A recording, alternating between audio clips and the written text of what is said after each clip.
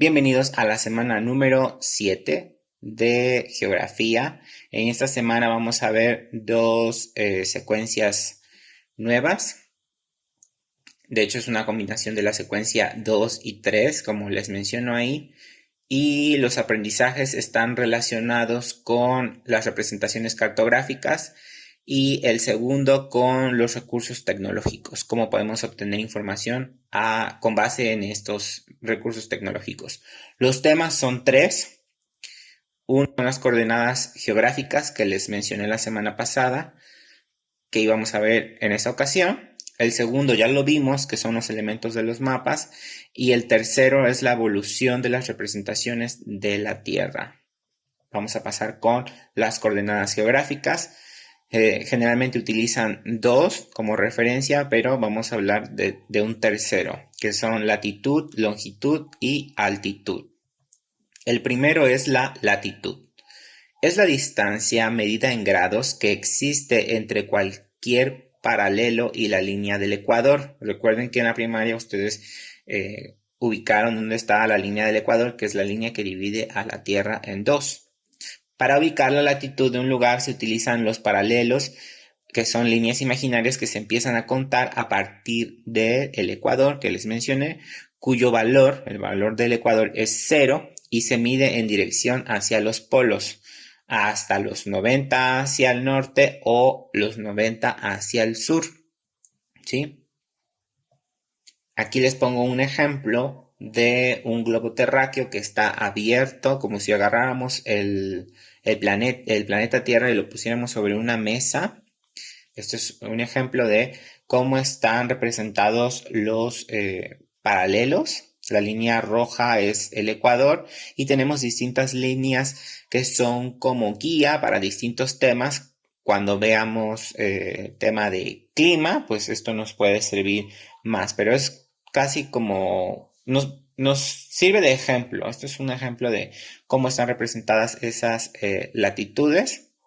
De la línea roja hacia arriba es la latitud norte y de la línea roja hacia abajo es latitud sur, ¿sí? Si tuviéramos que que pensar en algo más cercano a nosotros para poder entender, pudiéramos utilizar la naranja. Como ven, ahí tenemos una imagen de una naranja que está partida a la mitad, perfectamente partida, y la línea por la que partimos a esa naranja que generalmente es la mitad, representa el ecuador. Una parte es el hemisferio norte y otra parte es el hemisferio sur. Pasamos con la segunda coordenada, que es la longitud. Son líneas que dividen a la Tierra de polo a polo. Van de 0 grados hasta 180 de este y de 0 grados a 180 hacia el oeste, partiendo de una línea que se llama meridiano de Greenwich, que es la que utilizan como referencia y es el meridiano cero. El meridiano de Greenwich divide al mundo en dos mitades iguales, el hemisferio occidental hacia el oeste y el oriental hacia el este. Y aquí tenemos nuevamente el ejemplo del mapa. Agarramos un planeta Tierra, lo ajustamos sobre una mesa y del meridiano de Greenwich, que es la línea roja que vemos ahí en el mapa, tenemos el hemisferio occidental de un lado y el hemisferio oriental del otro. O lo que sería lo mismo, el, el oeste hacia el hemisferio occidental y el este hacia el hemisferio oriental, ¿sí? Si tuviéramos que usar otro ejemplo, en lugar de usar una naranja, utilizaríamos una mandarina, que es la que se parte, la que se come en gajos, ¿sí? Las líneas, en lugar de estar horizontal o tomar como referencia el ecuador, como en la naranja, vamos a utilizar líneas que parten desde los polos y llegan hasta el otro polo, hasta el otro extremo. Y cada gajito de la mandarina representaría una porción de meridianos, ¿sí? Tercera coordenada es la altitud. Para identificar con mayor precisión un lugar, es necesario considerar otra coordenada geográfica, como les comenté, la altitud, la cual mide la distancia vertical que existe entre el nivel medio del mar y la parte más alta de un punto. Se va a expresar en metros sobre el nivel del mar. y ahí tenemos la abreviación MSNM. Aquí les hice un dibujo porque no encontré uno que me sirviera de internet. Vean, para medir cualquier edificio, casa o árbol, utilizamos la altura. No debemos de confundir la altura con la altitud. La altura obviamente se va a expresar desde la base del objeto que estemos hablando hasta la parte más alta. Ustedes tienen una altura porque miden desde la planta de su pie hasta su cabeza. Esa es su altura o la altura de una casa o de un edificio. Sin embargo, para conocer la altitud tenemos que ubicar o hacer un cálculo. Nosotros ya no lo hacemos, ese cálculo ya existe. Desde la base del nivel medio del mar, si se dan cuenta, estoy tomando desde donde está la playa, donde empieza el mar, hacia el punto que queremos medir. Y obviamente la altitud va a ser muy distinta a la altura porque nos va a marcar distintos números, ¿sí? Entonces les voy a pasar un clip donde podemos analizar la altitud en un mapa utilizando las curvas de nivel. Y bueno, les comento que sí grabé el video, sí tengo el audio, sin embargo no se aprecia bien en la imagen porque las curvas de nivel son muy opacas. Entonces no tiene caso que deje ese fragmento del video, pero estoy pensando retomar este tema de curvas de nivel en clases presenciales porque es mucho más fácil para mí y para ustedes poder entender ese tema, así que vamos a dejar pendiente el tema de curvas de nivel, pero si le quieren echar un ojo está en la página 34, hasta viene ese mapa. No viene tan detallado como yo se los quería dar, pero para que vean cómo es un mapa de curvas de nivel. Sí, entonces lo dejamos pendiente. Bueno, pasamos al siguiente tema que son los elementos para la interpretación de mapas y planos, que fue algo que ya vimos en la clase pasada. Quiero que vean este mapa. ¿Qué es lo que le falta? Según los elementos que ya vimos la clase pasada, le faltan algunas cosas, ¿sí? Bueno, vamos a ver, para los que no se acuerdan, esa imagen que ya vimos la semana pasada. Todos los mapas necesitan un título, y casi siempre está en la parte norte. Necesita una rosa de los vientos o meridiana para ubicar hacia dónde está el norte. Necesita una leyenda para poder entender de qué se trata el mapa, qué es lo que me está mostrando el mapa. Una escala que puede tener una u otra. Recuerden que hay numérica y gráfica. Y las coordenadas que están representadas con líneas horizontales y verticales.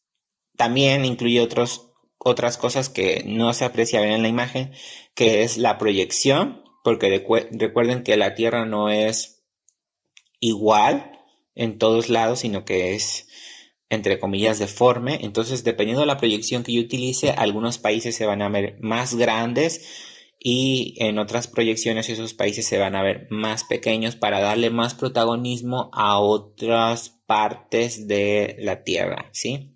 Y también la fuente de donde salió ese mapa. Bueno, hay dos tipos de mapas temáticos, los naturales y los sociales. En su libro, en ese tema que estamos viendo sobre los elementos para la interpretación de los mapas, vienen la clasificación más bien vienen algunos ejemplos de mapas naturales y mapas sociales. Estudien ese cuadrito para que vean más o menos qué es lo que se puede representar en estos tipos de mapas. Ahora bien, todo lo que está a nuestro alrededor tienen que entender que se puede cartografiar. Es más, prácticamente todo lo que está a nuestro alrededor ya ha sido convertido en un mapa. Desde elementos tan básicos como el clima, podemos cartografiar la contaminación, el suelo, los sismos, podemos cartografiar incluso ciertos tipos de trabajo, la delincuencia, lo que se les ocurra lo podemos convertir en un mapa. Obviamente no lo vamos a ver a nivel secundaria, esto de cartografiar estos mapas, porque estamos hablando de un nivel más elevado, donde se van sumando capa sobre capa para obtener un mapa final, donde yo pueda obtener información vinculada, ¿no? Por ejemplo, un mapa que tenga carreteras o que tenga una red vial, juntarlo con un mapa que tenga o con los puntos de inseguridad o los puntos que sean más peligrosos, ¿no? Entonces yo podría interpretar ese mapa y entender cuáles son esas carreteras o calles que son más peligrosas por X o Y razón, ¿no? Entonces, eso es un trabajo más laborioso, pero a nuestro nivel lo que tienen que entender es que todo lo podemos cartografiar y podemos encimar capa sobre capa. Ahora bien, tenemos tres tipos de escala. Hablando de distancia, la escala local, escala nacional y escala mundial. ¿Para qué me sirve cada una de ellas? La escala local nos va a servir para poder entender lo que pasa en lugares muy puntuales o lugares muy pequeños, por decirlo de esa forma. En este ejemplo les estoy mostrando a Misantla. Si yo quisiera conocer algo de la evolución o cómo ha ido creciendo, por ejemplo, hacia dónde ha ido creciendo Misantla, yo necesitaría un mapa de escala local. Sin embargo, si yo necesito hablar sobre los estados de la República o sobre el país completo, cualquier país del que estemos hablando, utilizamos una escala nacional. Pero si yo lo que quiero es estar hablando sobre un continente en específico, pues utilizaría una escala mundial. Entonces, básicamente para eso nos sirve la distinción de escalas. Ahora bien, vamos a pasar con la actividad. Esta actividad va a ser dinámica, va a ser interesante para algunos, a lo mejor sea complicada para otros porque tal vez no tengan o no cuenten con internet, pero no se preocupen, no les va a llevar mucho tiempo en un cibercafé en dado caso de que no tengan internet, o incluso pueden hacerlo en casa de un amigo que tenga internet o un compañero que tenga internet para que no les cueste dinero. ¿En qué consiste la actividad? Van a escoger una ciudad del mundo, la que sea, la que les llame la atención. Si no se les ocurre ninguna, pregúntenle a un adulto y con su celular o con su computadora van a entrar a internet y van a escribir o googlear el nombre de esa ciudad que escogieron. Puede ser dentro de México o fuera de México, no importa. Y van a abrir el primer mapa que les va a aparecer. Ahorita les voy a hacer un tutorial de cómo se hace otra vez. Posteriormente van a abrir la capa de satélite y van a explorar esa ciudad. Van a escribir en su libreta los componentes que encontraron. Recuerden que hay 5 componentes. Y lo que más les llamó la atención. Por ejemplo, había un parque muy grande en el centro, tiene mar, se ven muchos automóviles, los techos son de colores. Cualquier cosa que ustedes vean que les llame la atención, lo van a anotar en su libreta. Y por último, van a escribir cuáles son las diferencias que observan con esa ciudad y la comunidad donde viven. Bueno, y para hacer esta actividad, simplemente, como les mencioné, tienen que pensar en una ciudad que les llame mucho la atención. Yo recuerdo en mis clases con sus excompañeros que algunos de ustedes me referían que muchos de sus parientes migraron a Minneapolis. Entonces a mí se me ocurrió hacer este ejemplo con Minneapolis, pero ustedes pueden buscar la ciudad que más les llame la atención. Escriben el nombre de la ciudad que quieran. Y recuerden que si están en la computadora les sale información. Este ejercicio ya lo hicimos incluso con el celular, se los grabé una de las semanas anteriores. Entran y se van a posicionar en la zona de satélite para que les muestre más información. Yo en este caso voy a cancelar las etiquetas o la leyenda que aparece en el mapa porque me estorba para la explicación, pero ustedes lo pueden dejar, ¿sí? Recuerden que mientras más rápido sea su internet o más cerca del módem estén, va a ser más fácil esta actividad y no se les va a estar trabando. Entonces, yo entro, exploro lo que más me llame la atención. Recuerden, lo voy anotando. Me llama la atención, por ejemplo, que las carreteras son completamente distintas a lo que vemos en nuestros países, ¿no? Vemos la cantidad de vehículos y no se compara ni siquiera con Jalapa, que hay muchos carros, ¿no? También podemos apreciar que hay túneles de las carreteras, eso a mí me llama la atención, entonces eso yo lo notaría. La distribución de carreteras también es impresionante, son carreteras muy anchas. También puedo observar que hay un componente natural muy abundante, aunque estemos hablando de una ciudad, incluso hay lagos. Dentro de la ciudad hay lagos, eso le da mayor plusvalía a cualquier ciudad. Obviamente ese lago tendría que estar limpio, no contaminado. Vemos incluso que hay islas dentro de los propios lagos. Y si yo utilizo la herramienta de Street View, que es el muñequito amarillo, y me posiciono sobre alguna calle, voy a ver cosas muy llamativas. El otoño ahí se ve que es muy contrastante con el otoño de nosotros, y las casas, la arquitectura es distinta. Entonces cualquier cosa que a mí me llame la atención, yo lo voy a notar. Vean, esa zona gris se ve muy distinta a donde estábamos hace rato, donde estaban las casas. ¿Por qué? Porque en la parte de arriba no son casas. ¿Qué creen que sean?